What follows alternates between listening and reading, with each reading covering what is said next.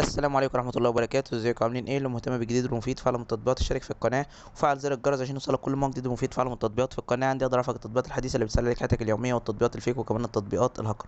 النهارده ان شاء الله مع شرح تطبيق جديد هو اسمه بيو باي. التطبيق ده مساحته 38 ميجا، محمله اكتر من مليون شخص. التطبيق ده تطبيق بنكي موجود في دولة اوكرانيا.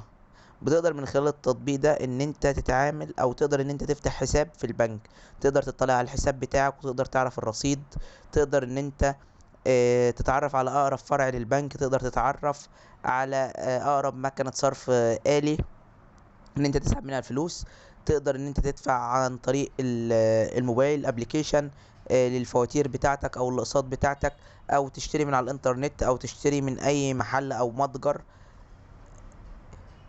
كمان بتقدر ان انت لو انت عايز تحول فلوس لاي حد تبع البنك بتقدر تحولها له بسهولة لاي فرع من الفروع الاخرى، وتقدر كمان ان انت تحول لاي حد في بنك تاني من خلال البنك بتاعك.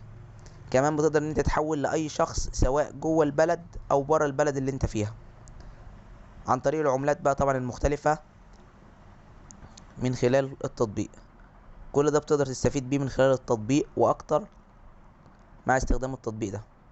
بس كده يعتبر ابسط شرح للتطبيق. بالنسبة للمميزات، مشكلة التطبيق ده ان هو مفهوش غير هما لغتين بس، لغة انجليزية ولغة اوكرانية، مفهوش لغات تانية.